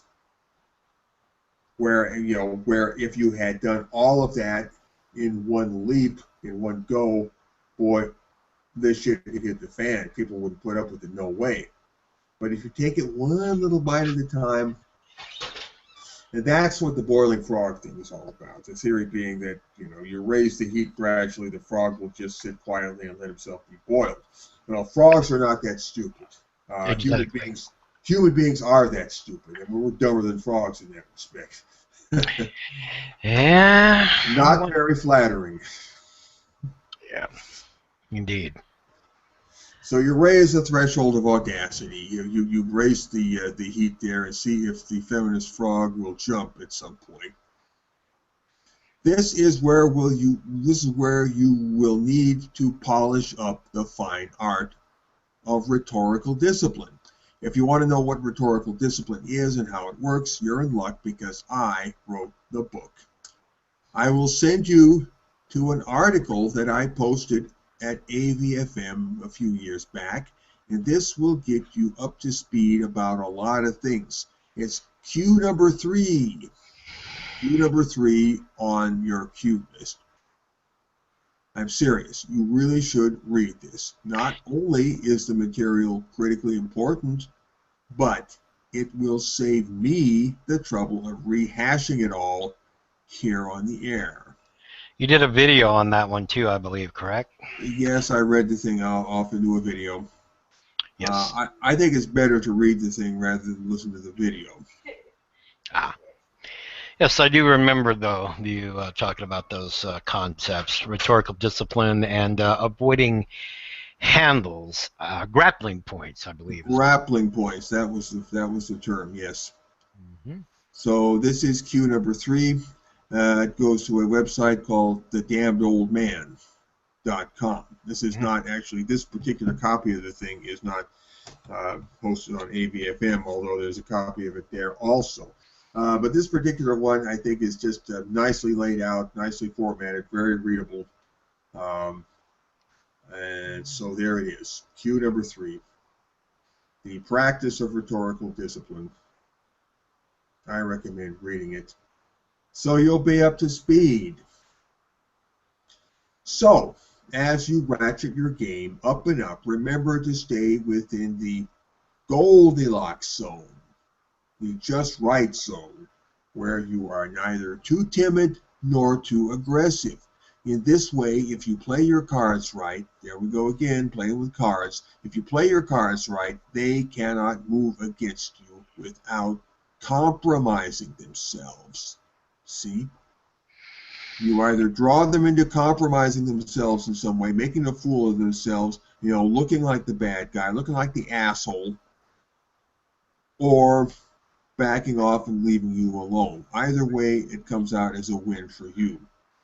They compromise themselves and you look good, or they leave you alone and you continue to do your thing and push all of your projects forward. Yeah, and then there's my strategy, which I often do. Maybe I don't know. Maybe I should or shouldn't. Let's hear about your strategy, just to have a complete... Piss them off so they'll stop arguing. Well, I mean, sometimes it's just like that. It's just like they were never going to let this go. So, as I mentioned earlier, talking about relationships and so forth, and putting the blame on men, and then turning around and, saying, hey, wait a minute, is it a problem with the man in these choices these women are making? Or are these women not cognizant of the choices they're making? And for some reason, you can't touch that third rail, but you can touch all kinds of third rails and saying that there's something wrong with the man in that situation. So, if they don't like hearing that it's their problem with the poor choices they made, sometimes you will get blocked. And I had that happen not too long ago. Got blocked for saying that, look in the mirror. Why is it always the man that's Mm, at fault in your language? Take responsibility for yourself. Hmm. Acknowledge yourself as part of the problem at least half the time. Yeah, You know, yeah. whatever is fucked up about the world, women are half to blame and men are half to blame. You know, But what? that's what I call equality. Right, but they have this thing that they imported into it called power structures or power imbalances, Yes, I'm aware of that as well. and that's just another. Another way of getting women off the hook and saying, Hmm. well, you know, basically they can't do anything wrong because, well, when women are doing something bad, it's a revolutionary act against the patriarchy or something to that effect. Yeah, yeah. Well, what finally comes out of all that is the result, the outcome that you cannot avoid, the consequence that you cannot, the logical consequence you cannot avoid. There is that women have no moral agency. That Exactly. that feminist theory is a script that controls everybody's life. Yeah, yeah, yeah. Well, That under the circumstances, within the picture that feminist theory paints, it is literally impossible for women to do wrong. yeah. Well, it's like I. The more you think about that, the deeper it gets, and it doesn't get into any kind of happy depths. It gets into very, very, very murky depths. Well, and that's why Very. probably some of them get ticked at me and decide to stop the conversation. But it's always It's interesting. because the conversation threatens to stop them, so they're getting the jump on the conversation. Yeah, basically. But it's just interesting how it's always, it's always the male power structure or whatever nebulous thing they want to call it. And it's always men, it seems like men and patriarchy or something. Somehow there's a male aspect to the problem, but you never have them own up to the phrase that I just used earlier, accepted and benefited. That is a key thing that I am constantly reminding them. I say, women Accepted and benefited. accepted and benefited. It's like underline those three words if you got, you can, accepted and benefited, just like that, and say, look, they have done this. They have rode that gravy train. They have seen men who are powerful and decided to grab onto his coattails. And Mm-hmm. that's why you had these scandals of things like, They profit. Maybe women never started any wars, but they sure profited from wars. oh yeah, well, and then men in powerful positions that are caught in multiple cases of adultery or something like that, and they're married and sleeping around, or just the fact that they're in the position of power and they had a lot of lovers that you didn't know about that till long after the fact. I mean, you know, that sure is a man taking advantage of his power, but it's also a woman grasping right onto his coattails and saying, I want a piece of this pie. Mm-hmm. They don't, Indeed. yeah, they don't connect that. So, so as you ratchet your game up and up, remember to stay within the Goldilocks zone where you are neither too timid nor too aggressive. In this way, if you play your cards right, they cannot move against you without compromising themselves. At every stage along the road, they can either compromise themselves by playing the aggressor or they can leave you alone to get on with your work of injecting non-feminist alterity into their world. There's that Mm-hmm. non-feminist alterity again. Mm-hmm. Either way, you win. You Oh, got them where you want them. alterity. How do you spell that word? That'd start with A, then Lterity. Don't tell me. You're going to Google that. No, I just want to know how to make sure I've got the spelling right. Alterity. Yeah, As in alter. right. So, just so I can familiarize myself with the term at some point. Non-feminist alterity. Non-feminist alterity is something that feminists have a hard time dealing with. They think they are the world, and which means that beyond them there is no world.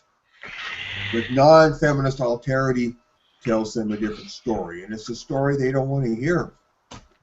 So we got to shove non-feminist alterity in their faces. Every time you say that phrase, I keep thinking back to that song back in the 80s, We Are the World. I think that on some subconscious level, that's where the phrase came from. Yeah, probably. We need to do an alternative, like an anti-feminist song, You're Not the World or something like that. Feminism's not the world. Yep, yep. That'd be They're excellent. not the world. I don't know how it's going to. We have to think about that one.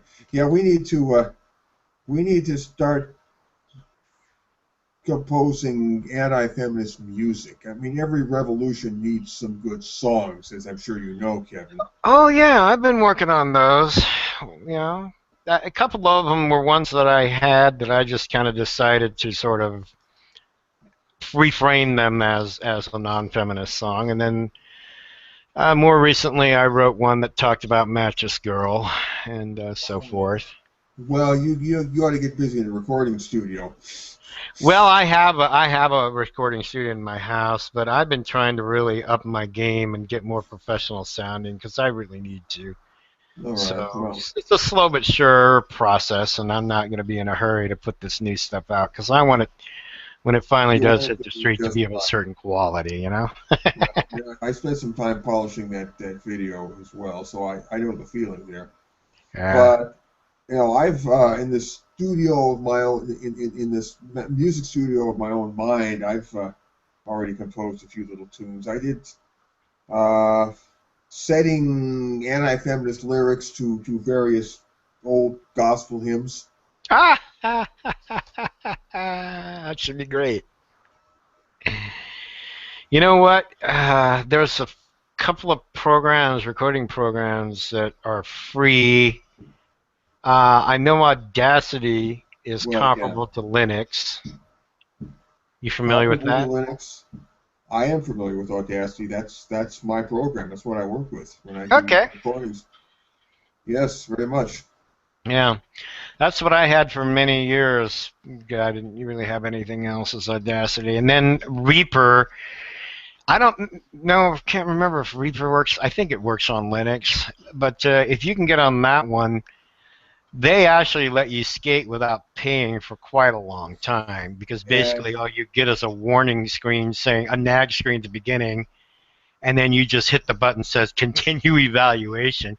You can go on for a long time. In fact, I did for about 2 or 3 years with Reaper and didn't pay for the license, and then I finally did as a agreed upon birthday present with me and my wife. But that will get you a more of a program that's more like a professional level than Audacity, and actually really, what more what uh, what special features do you have on Reaper? uh better editing. You'd have to. I don't know how many digital audio. Probably better control over what you're doing. Yeah, pretty much. Audacity doesn't give you a lot of control of things. The newer Audacity finally has a decent level meter, but they had this weird thing that really wasn't a level meter. It's just a red line that flashed across the screen pretending to be one. But more recently, they actually have a real uh, uh, level meter on there, so you know where your levels are at least. Um, better editing capabilities and so on and so forth. Better ways to move different parts of sounds around here and there. I mean, just Hmm. all that. Easier to work with the effects. The effects can be done in real time. The one thing with Audacity is when you record something and you want to put effect on it, well, then it totally changes what you've got. So when you say that, that effect is on there forever. unless you saved an alternate copy of that file in its pristine form before you put the effect on it, that is on there for the rest of all its existence.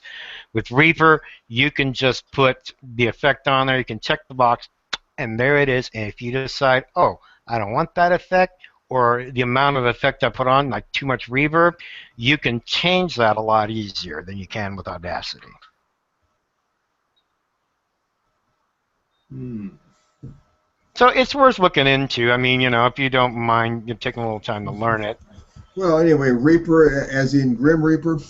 Yeah, Reaper.fm. I Reaper.fm. You have to send me over a link, via I can certainly do that. You can see. Skype or Facebook, yeah. I don't know anything about installing. I was on Ubuntu for a while, but the only stuff I had, most of what I had on there was stuff that was already on there. Ubuntu is what I'm on right now. Ah. Yeah, it has its ups and downs. Of course, the fact that it doesn't pick up viruses, that's a real up right there. I got mine from a The place. downside is that it's rather limited in the kind of software it will play. Yeah, You yeah, can't always get the ideal software that you want. that is That's the correct. limitation of Linux. Yeah, yeah, yeah, I know. Well, you have to know how to install things, and so. Yes, you really have to be a command line wizard to work competently with Linux, and I just don't have the patience or the time to become a command line wizard. Okay, I just Facebooked you the link to Reaper. You can take a look at that. Great, I will later on when I have time. Anyway, I see that I've run out of script here. You know, A final comment here. All feminist claims and theories are up for question, and I do mean all, including the statement, the sky is blue. If a feminist should make that statement, you can be skeptical and question the claim that the sky is blue. Every word out of a feminist's mouth may be stopped at the customs house for a complete search for contraband. Yeah, everything that they say, do not let those go unchallenged as if that's something to be accepted. What do you mean by power structure? Does What do that you really mean by exist? equality? Yeah, yeah, indeed. What do you mean by this? What do you mean by a lot of things? And you can always put links to Harrison Berger on or something like that. Yeah, that's a bit of a cliche, but it's a good cliche. Well, yeah, have you ever seen? It's called 2081. It's like a half-hour dramatization based on Harrison Berger on. No, I haven't. Oh, it's a good one. I should find that one for you. Yeah, I'm looking at Reaper and I don't see a thing for Linux, but you can double check and see if it shows up for you. Yeah, it's called 2081 and it's about Harrison Berger. It's based on Harrison Berger on and it's like if you're familiar with the story, forced equality and forced equality of outcome. The handicapper general. Yeah, feminism is our handicapper general. Basically, yeah. Except it's not forced. In that case, in the case of Harrison Bergeron, there really was a kind of equality gone nuts. But in the case of feminism, no, equality is not what they're after. They are for piling the handicaps onto men more and more and removing them from women. That is Okay. exactly what they're doing. Yeah. All right. Looks to me like the 2081 is behind a paywall. It's like $3. But I mean, I'll give it to you if you ever feel like spending $3 just to watch it. It's a good half-hour dramatization of that story. So, and on that note, we got about, I would say 6 minutes left. So this is as good a time to wrap it up as any. This has been episode number 76 of the Vanguard Report. We have scoured a little bit more deeply into the subject of establishing a non-feminist presence or non-feminist alterity in the environment of the university campus, making feminism aware that it's not the world, that there is more to the world than feminism, and that feminism has a duty to coexist with the rest of the world. So Yeah, and coexistence actually could be, I don't know, it could be kind of toxic for them. It could kind of be the cross that well, I'm puts that sure. vampire down. Spoiler: I don't think it's possible. I don't think they can do it. But I think it's important for our side Right. to make the gesture of saying, hey, give it your best I, shot. I need to let everybody know something real quick. Yes. 2081 can also be found on Daily Motion. Daily Ah, Motion. Oh, good. Thanks for letting me know that. And I probably knew that at one time, but forgot. But thanks. that is a video hosting site, Like YouTube. like YouTube. Well, there's nothing to compare to YouTube, but yeah, it's a video hosting site. I'm familiar with it. I've heard of it. So Yeah. 2081 Daily Motion. Excellent. Yeah. Indeed. Yeah, you're right. It is important for those who are non-feminists to bring up the issue of coexistence. I think it's going to have an effect on them, like making a vampire watch the sun come up, or at least they'll react like it will be. But yes, definitely take the high road in terms of inclusion, in terms of why are you trying to shut other people's views out? Because they'll constantly do that anyway. I don't know how many times they accuse me of trying to silence feminists. Well, what they're saying is, Reversal. Everything they do is reversal. yeah. Well, if it's silence them, it's probably because I shot down their argument. Yeah. Because Well, I if you didn't shoot do down any. their argument, you're a troll. Right. Yeah, Or right. no, if you argue with them in a way that uh, they can't really get anything on you. Okay, Hmm. they haven't got the goods on you. They can't overtly call you a misogynist or any other terrible thing. They can't use any of their classic tricks on you. Then the last ditch they fall back upon is you're a troll. Yeah. If you put them intellectually in a spot where they can't get out of it, that's it. You're a troll. Indeed. Indeed. Well, yeah, that's one that's used constantly. I Well, mean, little by little, we're catching on to their tricks, and they're going to run out of tricks eventually. And we need to educate more and more people as to what feminism is and as to what their tricks are, and to be able to recognize what they do when they do it. you bet. Eventually, we're going to shut them down. Hmm. And on that note, we got to wrap up the episode. I think we're getting close to the brick wall of death. I think on the next episode, I will carry on in the same theme of things to do on university campus, because there is so much more that can be said on that. Agitate, agitate. Agitate, agitate. All right. Everybody, once again, make sure you go to Q number 1 and watch that video that we just put out. The Have a feminist happy problem. holiday season. Have a happy holiday season, and let me remind you once again, as we always do, feminism is, mind you, feminism is what we say it is. Yep. Happy holiday season. See you for episode number 77.